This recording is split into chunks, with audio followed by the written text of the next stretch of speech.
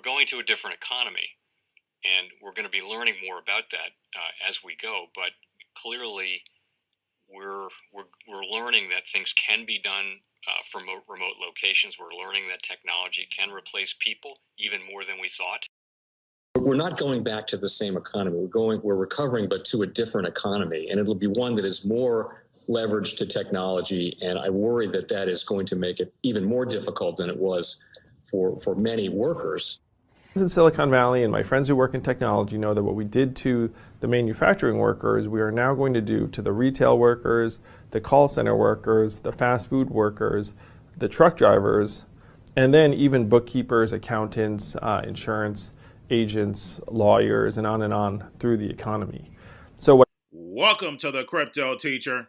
And guys, you know, I come back with that video just to make you think. Now we have Gary Gensler is going into the SEC. And we know he's nothing but a pawn in the game. Going over Gensler's background, he's a Goldman Sachs. That's right, guys. He's a Goldman Sachs. MIT, worked under Obama, CFTC, plus worked in the Treasury. So, guys, we already know he works for the New World Order. Now, we know he has a wonderful background in blockchain and cryptocurrencies. That's what he teaches. So we know the path for the New World Order. They want to take us into the Fourth Industrial Revolution, and he's going to head that. Remember, the New World Order has to change the Banking Act in order to bring us digital currencies in the United States. Now, in the video that I'm going to show you, the SEC hearing, we had Elizabeth Warren ask the SEC to do their job. Now, we know the SEC never does their job. She already stated back on CNBC that the actual SEC approved buybacks. And we know buybacks manipulate the market. And we know the total stock market is manipulated. And Gary Gensler is not coming to change that. Because remember, when it comes to the New World Order, everything is planned out. Y'all enjoy the video. I served on this committee staff under Chairman Paul Sarbanes, who we sadly lost this last year.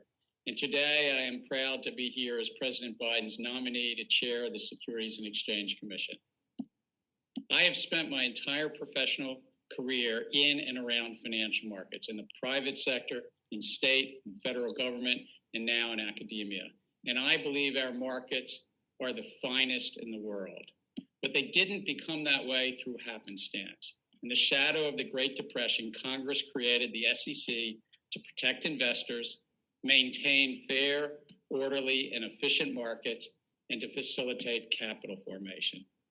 In the decades since, we have seen that when the SEC does its job, when there are clear rules of the road and a cop on the beat to enforce them, our economy grows and our nation prospers. But when we take our eyes off the ball, when we fail to root out wrongdoing or adapt to new technologies or to really understand novel financial instruments, things can go very wrong. And when that happens, people get hurt. 12 years ago, when I became chair of the Commodity Futures Trading Commission, our economy was reeling from the financial crisis. My fellow commissioners and I took decisive action on a bipartisan basis to increase transparency and reduce risk in the $400 trillion swaps market. And I am proud that 85% of our actions were passed with bipartisan support. If confirmed as SEC chair, I will work with my fellow commissioners, the SEC's exceptional staff, and the members of Congress to ensure our markets remain the world's best. That means strengthening transparency and accountability in our markets so people can invest with confidence and be protected from fraud and manipulation.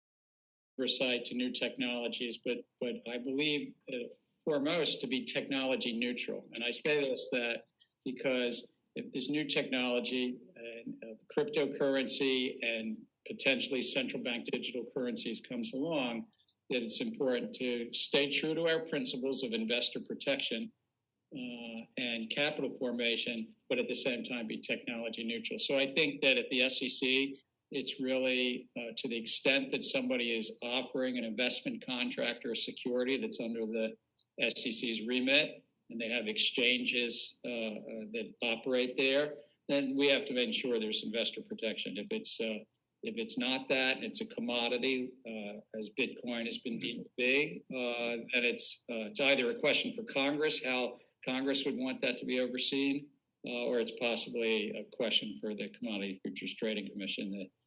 But I would work with the staff, I'd work with fellow commissioners and see how we can move forward, and to the extent investors can be protected and invest in these markets, that they're allowed to do so, but to do so in, again, the core function of investor protection and capital formation. I was aware, I think, that your legislature and governor enacted 13 separate acts in the digital space in Wyoming. I think it's important to protect consumers and investors. One area of consumer protection is around the custody of their funds, digital assets. The actual ownership relies on something called a private key in cryptography, and ensuring that that's really, that custody works. And I know Wyoming has looked at that, New York, some other states. I believe actually South Dakota may have as well. I hope I didn't leave out any of the member states. But I think also investor protection, which goes beyond just the custody of assets, but to ensure that these markets are free of fraud and manipulation. And I think that's the greater challenge, frankly, because there has been the markets for some markets usually operating overseas, but some markets have been really rife with fraud and scam. So trying to protect the investors against that fraud and manipulation. Doing some of that right now, that it's been a catalyst for change. Central banks around the globe are really looking at how to provide more inclusive payment structures, more inclusive payment tokens. And so that's in one area as a catalyst for change, but it's also other payment system providers are looking to say, how do we provide payment systems that operate 24 hours a day, 7 days a week, and at lower cost, both cross-border and domestically. Blockchain technology itself is a shared accounting system, if I might say, and I think that's also led to some new thoughts about how to do trade finance and even medical records technology and the like. So I teach it. I'm neither a maximalist nor a minimalist, but I think that it's really been a catalyst for change in numerous areas. I remember your work at the CFTC, and I anticipate that you will show the same independence and courage as head of the SEC. So, as you know, the SEC's job is to protect investors, maintain fair, orderly, and efficient markets, and facilitate capital formation. But it is falling down on the job. And so, since we're limited for time, I'm just going to pick 3 examples. The SEC is not requiring companies to make full public disclosure about climate-related risks. The SEC is letting companies leave their investors in the dark about predatory private equity practices. And as GameStop recently demonstrated, the SEC stands by while the stock market too often functions like a casino where the roulette tables aren't on the level. So let me go back through these. Let me start with climate risk. Mr. Gensler, is there any reason why companies should be able to hide their climate risks from their investors? Senator, no. I think that particularly materiality is a point here, but no, they should not be able to hide their. Okay, good. Now let me go to private equity. Mr. Gensler, is there any reason why a company that rakes in millions and millions of dollars from buying up small businesses and closing them down shouldn't have to disclose their general practices to their investors? I think it's at the heart of the Investment Advisors Act that they would share their fees and any conflicts with their investors. Well, their fees and I presume the overall business model, the approach they're using. Is that right? Yes, a description of their business model to their investors. They're limited partners usually in that case. Okay. And then finally, let me ask about the tilted roulette tables on Wall Street.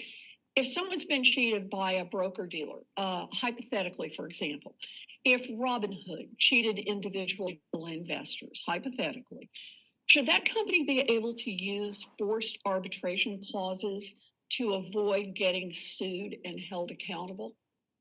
I think, Senator, that while arbitration has its place, I think it's also important that investors, or in that case, customers, have an avenue to redress their claims in the courts.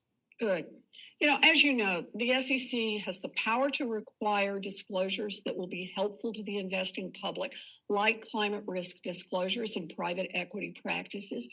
And Section 921 of the Dodd-Frank Act gives the SEC the authority to prohibit the use of forced arbitration by broker-dealers when it is, quote, in the public interest and for the protection of investors. In other words, here we go. In other words, the SEC has the tools to make the markets function better. So if you are confirmed, Mr. Gensler, will you commit to picking up those tools and using them to make the markets more honest and more transparent? Senator, if confirmed, I look forward to looking at all of the authorities, not just this one, but all the authorities to help protect investors, promote the capital formation and the efficient markets that we talked about. And this is an important authority that was vested in the agency, and looking at the economic analysis, working with fellow commissioners. I think we should look at all the authorities. Look, the bigger issue for me is the SEC's inability and unwillingness to deal with market manipulation. It's not just what's happened in the last couple of weeks. Let me take an example. The example around stock buybacks. We all understood what stock buybacks are about. They're about companies buying back their own stock so they can inflate the price of that stock. That's just the economics of what happens. And it was market manipulation up through the 1980s, when the Reagan era SEC said, well, really not so much. And so what happens now is companies routinely manipulate their own stock. We're watching the same kinds of things happen everywhere.